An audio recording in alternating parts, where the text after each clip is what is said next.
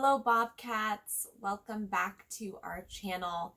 Today I have a very special message for all of you that I actually worked with Mr. Jordan to create. So I'm very excited for this video. He and I wanted to come together to share some messages of hope, to give you some advice, and to connect with you on a heartfelt level about the end of the school year and what it will mean when we return to campus eventually. First thing I want to tell you all is that I'm very proud of you for making it through this very unusual semester. Great job, everyone. You did a wonderful job. To all of the parents, older siblings, caregivers of any kind, you are rock stars, and thank you so much for making this happen and for helping to continue to educate all of our Brook Hill students. Hey everyone, Mr. Jordan here. It's good to see y'all, and I'm happy that you've reached the end of the semester. This should be our last video, and I have 3 points I wanted to share with you all. So going with the idea of expectations, obviously no one really expected the semester to end the way that it did, and it's important to be flexible, kind of like how you do when you're stretching with Ms. Grabowski. Flexible in terms of changing your view on what's happening. You have an idea of how the semester should end. We should all be in school. Sometimes life, for example, doesn't really hand it to us that way. So we got to change, we got to adapt, we got to revise, we have to modify, and we got to be flexible. We got to stretch things out, not lose sight of our goals, but you have to say, you know what, if it's happening this way, I got to swing with it, I got to flow with it. So if you've ever seen a stream and you've looked at the water, look at a large rock or boulder in the middle of the stream. Does the water simply hit the rock and like bounce the other way and not do anything? No, it hits the rock, but it goes around. So that metaphor, that idea, that example is really, really helpful to think about in terms of adjusting to what life throws on your plate. If, for example, you had this idea of only eating hot dogs and then life throws you hamburgers, well, guess what? You can adapt to eating hamburgers. So there you go. So you just heard Mr. Jordan talk about what it means to be flexible, and he was saying that,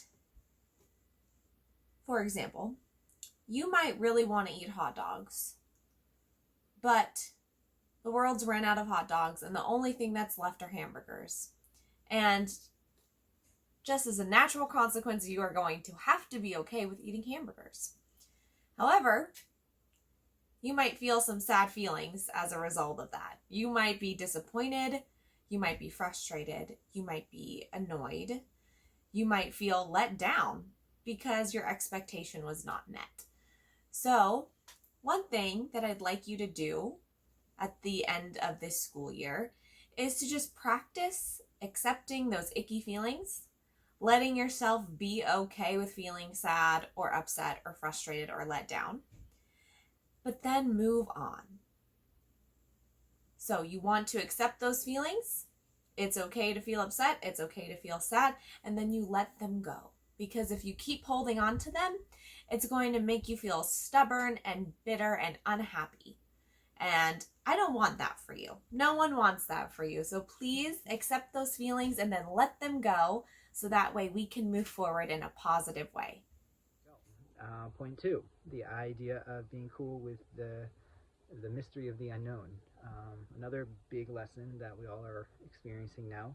But again, I think the idea is just being cool with not really knowing what's happening 100%, and still maintaining your sense of self, still being cool, still being who you are, still laughing, still enjoying, still being kind, still being a good person, in spite of really not knowing 100% what's happening on the outside. What you can control, what we are all learning how to control, is what's on the inside. And that's a big lesson. I know in a lot of our circle work, that's a big lesson, although we might not say it that way. It's about self-control, which is not easy. By social distancing and self-isolating and spending time with a close circle of people, we've learned a lot of things. We've learned how to be patient.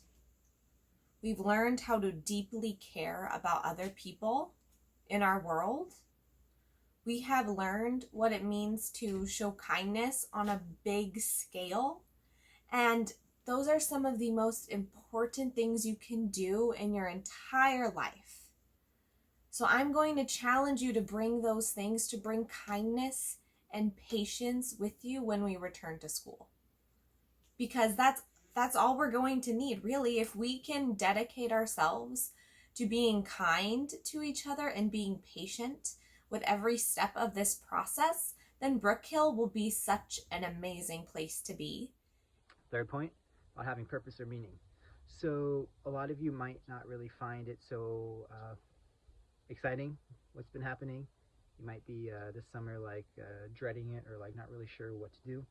My piece of advice is just to think of, well, how am I going to be? What type of person do I want to be when we come back in the fall? Do I want to be someone who's going to be mean, nasty, get in trouble with Miss Monday a lot? Or do I want to be someone who's a leader, who people look up to, who has strength and courage and is a positive role model? What type of person do I want to be? Now, it's not an easy thing, and that's why the beauty of it is that you have the whole summer to think about it. So if you're thinking that, well, yeah, maybe I'd like to be an ambassador or a buddy, I'd really like to. Well, now's the time. How do you see yourself? Use this time during the summer to think that person through, that person of you, that future person of you. How do you want to be when you come back? Do you want to make life crazy for your teachers? Or do you want to make life better, easier? Do you want to be a helping hand for people who are having a tough time transitioning back? Or do you want to be someone who makes things even crazier? That's not an easy thing to think about, but I think you all are super smart people, and I'd like to challenge you, and that's my challenge for you. So those three things: changing expectations and being flexible, being cool with not knowing 100% what's happening, and the third thing, having purpose or meaning when you come back to school. Alrighty, that is it for now. I hope you all have a lovely day, a lovely week, and a wonderful summer. I'm proud of you all, and be well and be good. Lastly, Bobcats, I want to wish you a wonderful summer. I hope that you spend some time taking care of yourself, making sure that you're using different forms of things that make you happy, getting some exercise, doing some art, singing a song, going for walks, doing all those things that help your body and mind feel healthy and happy. All right. I cannot wait to see you again. Please take good care over the summer. Bye-bye.